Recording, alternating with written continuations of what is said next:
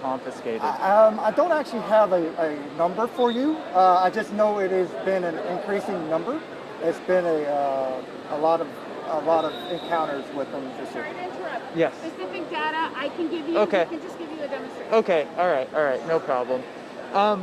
Okay, so I guess if we can talk a little bit about what are some of the common things that you see going wrong with people who are trying to check guns? So one of the biggest things that we have is individuals that are forgetting or not realizing the weapon is in their carry-on luggage and trying to go through our checkpoints and enter the plane, which is not what we recommend. That's where the problem comes in, and that's why we're here today, to demonstrate the proper way to package your weapon and check it under the plane. So that's what we're here for, is to teach people what you're supposed to do to properly packaged and put it underneath the plane. What happens when that kind of a situation transpires? So typically what happens is if an individual comes through the checkpoint and has a firearm in their bag that they were trying to carry onto the plane, which maybe forgot it, which what it does is it halts our checkpoint a little bit slower, because now we're having to slow down because we're having to shut down a lane. We're having to get local law enforcement involved. They're having to come out and get the firearm and clear it or whatever, and then they have to do their part. We have to do an incident report. So what it does is overall it slows the process down. Is what it causes slowdowns, and that's what we're trying to avoid. You know, for those viewers out there who are wondering what types of guns are allowed or anything like that, is that something that you can talk about? Yeah, so all firearms pretty much are allowed to be checked in. Okay, so again, what you have to do is when you come to the airport, you have to go to the airline that you're flying with. When you go to that airline, you need to declare that weapon with the airline. So when you declare it, you're declaring that it is an unloaded firearm and that you have the proper case and packaging to put it underneath the plane. So it has to be locked in a hard-sided case, and it's got to be secured either with a regular lock or a TSA lock. Either or. We prefer TSA because it helps us out, but it does not have to be. But the main thing is that you declare it. If you don't declare it, that's when issues happen with our local law enforcement, because that's our next step.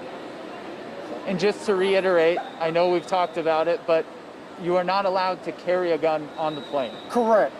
Physically on the plane where passengers are allowed to load, no, there is no firearms at all allowed to be in that area. So even through our checkpoint, once you enter the checkpoint, you shouldn't have that firearm with you at that point at all. So that's why we say go straight to the airline, declare the weapon, and get it done and checked in. That way you don't forget that you have it and make a mistake by going through our checkpoint with that weapon. It's not a good thing. And we're only in October right now. We obviously have a very busy holiday travel season coming up.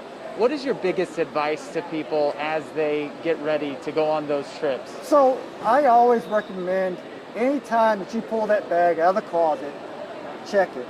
Check it for everything. Make sure there's nothing left from a previous trip that you've taken locally. Maybe went to the gun range and used it to take your guns, or went to a local shooting for shooting birds, or whatever you decide to do. Just make sure that it's empty. A lot of people are carrying these days. It's part of the new thing. Just make sure that you check those bags. That is the most important. Make sure it's empty of all prohibited items.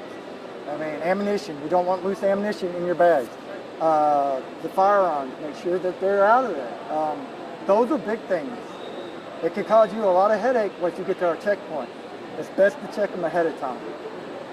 Definitely. Well, I know we have a limited amount of time with you, so we'll go ahead and let you get started with this demonstration. Okay.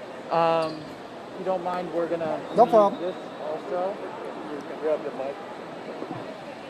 I'm one who didn't. All right. You ready? All right. So this is some examples of hard-sided cases that we're looking for. Now there's many different types of cases that you can buy. My main thing is that it is a hard-sided case. It secures the weapon. that nobody has access to the weapon once it is locked. All right. So these are, like I said, these are just two examples. So I'm going to show you real quick. We do have a replica firearm. This is just for demonstration purposes only. So we don't want any ammunition stored with these weapons. Ammunition needs to be stored in the appropriate ammo boxes or the factory box itself and stored in your checked luggage, okay?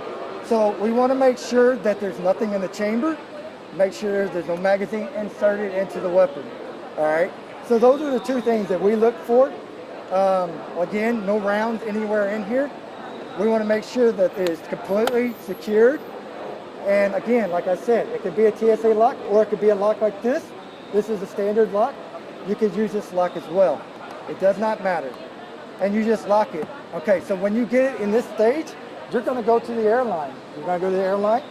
You will turn around, declare it to the airline. When you do, they will issue something similar to this. Now, this is one of our airlines here, but they're all a little bit different. But you will fill out the information that is on this card, and then you will sign it. And what this is stating basically is that it is your weapon, that it is a unloaded firearm, okay? So, and then once that's all filled out, it will be placed on top of the weapon or taped to it, and then this will be inserted into your checked baggage. And that will complete how you would actually store it in your bags and go underneath the plane. So, I guess our guns much in a special place on the plane. Is there? Be honest with you, I don't know the answer to that. I doubt that they've got a certain area. Okay. I do know that they are treated just like regular luggage for the most part. But the airlines would have a better answer on that. I'm not sure if they would store it in the front hatch of the plane or back hatch. I don't know. Okay. I'm assuming all that. Okay. So. Can you give us a little bit of an idea? You know, we see some of these other so yeah, weapons, I guess you could say. These are some other prohibited items that come through our checkpoints and baggage. So these are, again, these right here, these are like a defense weapon. They're used for like martial arts, and what they do is they interlock and use it as a punching thing. Got it. So that's illegal for us to hear, or not illegal, a prohibited item in here. So this right here is a replica. It is actually a lighter. But because it's a realistic replica that could scare and make people worried about something, these are not allowed as well. So that's the reason why we prohibit stuff like this, because it could cause panic, and panic could cause other things. So we don't want that to happen with it. Is that kind of the key word in that situation? Realistic? Realistic, replica? correct. Same thing with the grenade. It is a realistic item. So anything that could be portrayed as a real item that could harm or hurt somebody, we will not allow that to fly. Because again, panic or any other things. I mean, I could sit there and say it's real. We don't know. Nobody knows what's real here or not until they use or try to use it. So yeah, so that's the thing. Replica is something we really want to focus on. If you have anything that it looks like that, then no. So you got this right here. We see these before. This is actually for your belts that are hidden into the belts and stuff like that, which is one of our knives. Again, tasers. We see tasers all the time. Not as much anymore, but still see them. Again, not allowed. Any knife at all, any size, we still don't allow it. It has not changed since day one that they stopped knives from happening.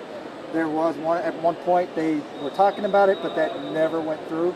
So knives of any size are not allowed. Of course, loose ammunition. Ammunition going through the checkpoint, actually loose ammunition in anything, baggage or checkpoint, is not allowed. Again, ammunition is allowed if it's packaged right in checked baggage, not the checkpoints. So that's what people got to understand. Checkpoint, not allowed to have it. In baggage, you're allowed to have it if it's packaged correctly. But yeah, this is just a few. Now we get so much more. Of course, we didn't bring everything that we find, but there's a lot of stuff out there. that you can see. If you go to our website again, tsa.gov, they have some stuff that if you type in there, "I'm not allowed to bring this," it will tell you if you're allowed to bring it or not. And So- you know, I want to stress this point too, because I think it's so important. You guys have a tough enough job. How much more difficult does it make it when somebody forgets that, you know, to do things the right way or doesn't do things the right way? It slows the process down. It's not so much that it makes it, I wouldn't say it makes it more difficult. It's more difficult, I guess, and causes more issues on the passenger side than anything. That's our job. So that's what we're here for, is to find this stuff. We're not here to find it to get people in trouble. We're just trying to keep people safe. So if we're doing that, that's our job. That's what we're supposed to be doing. The main thing is it hinders the screening process for fellow passengers to come through. So that's where I think it really alters the situation, is that. It's more the processing of people. Okay. Thank you very much for taking the time. Ralph, was there any other shots that you think we needed to get? No, I'll get some closer. Okay. Okay, that sounds good. Did we need any more shots of did you need any other angles of him putting the gun in or anything, or you good? No, just Okay, the cool. face shot. Perfect. Thank you very much. problem. Nice to meet you. No,